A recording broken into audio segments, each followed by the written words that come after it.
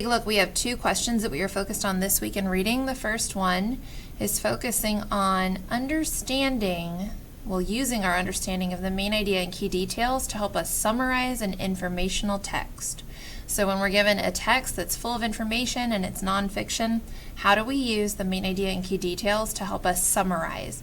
The other question that we're going to focus on this week is how readers support inferences about informational text. So again, looking at nonfiction text, but how we can make an inference. Again, we're using evidence from the text along with our background knowledge to make a decision about what's happening in the informational article.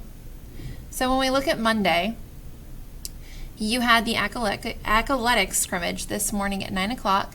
You're going to watch this video where I go through and I model how readers summarize an informational text. You can see that I have a graphic organizer here that I'm working on. You will complete the same graphic organizer today after you read this text right here, Hair Today, Gone Tomorrow. You can click here. I have uploaded the graphic organizer for you. You'll want to download that onto your desktop.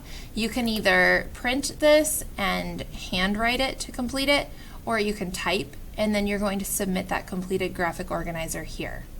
Instead of vocabulary this week, we are working on grammar. So we have lesson 1 here that you're going to watch and then complete this independent practice.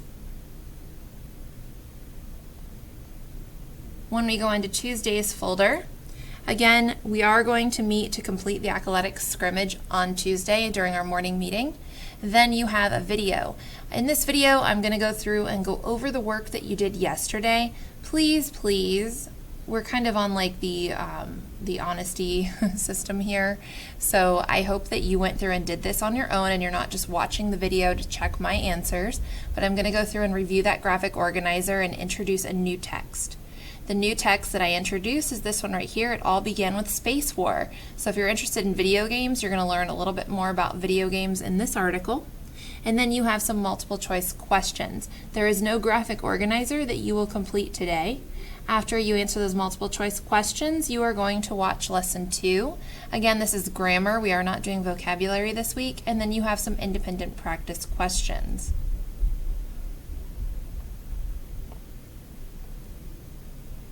On Wednesday, we're going to meet at 9 o'clock. We're going to be participating in the Beat the Clock challenge in writing. After that, you're going to watch this teacher video.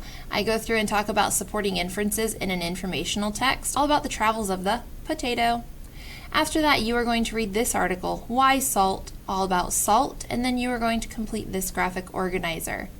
The inference that I make in this graphic organizer, or that I lead you to make rather, is at the very end of the article. If you have other inferences that you're making while you read, I encourage you to jot those down.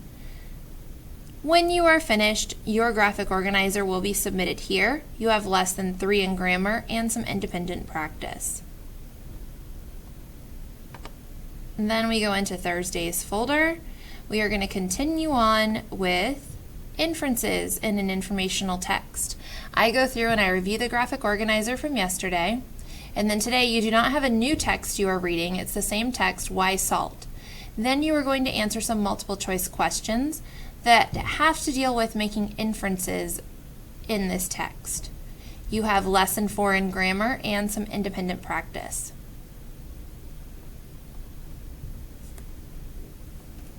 On Friday, we're going to wrap up Unit 1, which had to deal with, or focused really on, main idea, key details, reading scientific and technical text, reading historical text, also summarizing information in informational text, and making inferences.